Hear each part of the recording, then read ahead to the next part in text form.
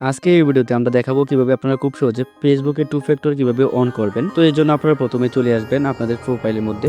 কর্নারে দেখতে পাচ্ছেন থ্রি লাইন অপশন রয়েছে, এখানে ট্যাপ করে দিবেন।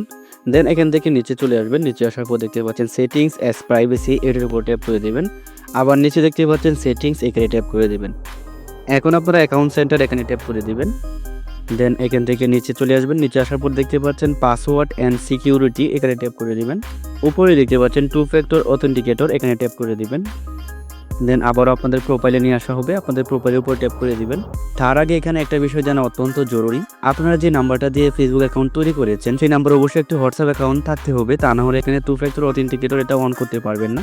হোয়াটসঅ্যাপ অ্যাকাউন্ট কীভাবে তৈরি করবে সেই বিষয় নিয়ে আমার এই ইউটিউব চ্যানেলে একটি ভিডিও আপলোড করা আছে, আপনারা ভিডিওটা দেখে নেবেন।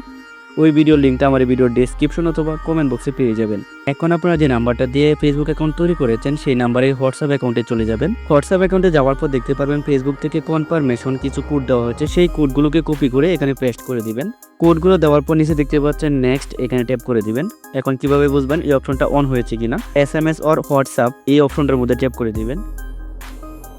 তো এই অপশনের মধ্যে ট্যাপ করে দেওয়ার পর এখানে দেখতে পাচ্ছেন টু ফ্যাক্টর অথেন্টিকেটর যে অপশনটা রয়েছে সেটা এখানে অন হয়ে গেছে। যদি আপনার ফেসবুক অ্যাকাউন্টের নাম্বার পাসওয়ার্ড কেউ জানে, তারপরে অন্য কোনো ডিভাইসে আপনার এই ফেসবুক অ্যাকাউন্টটা লগ ইন করতে পারবেন না যতক্ষণ না পর্যন্ত আপনার হোয়াটসঅ্যাপে একটি কনফার্মেশন কোড পাঠাবে, সেই কোডটা আপনাদের এখানে সাবমিট করবে, ততক্ষণ পর্যন্ত আপনার অ্যাকাউন্টটা কেউ লগ ইন করতে পারবে না।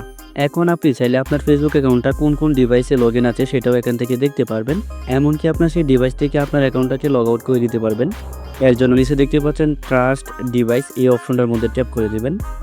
দেন আপনাদের সামনে এরকম একটা লিস্ট চলে আসবে। তো এখান থেকে দেখতে পারবেন আপনার অ্যাকাউন্টটা কোন কোন ডিভাইসে লগ ইন রয়েছে। যদি কোনো সন্দেহজনক ডিভাইস পেয়ে থাকেন তাহলে আপনারা সেই ডিভাইসের উপর ট্যাপ করে দেবেন।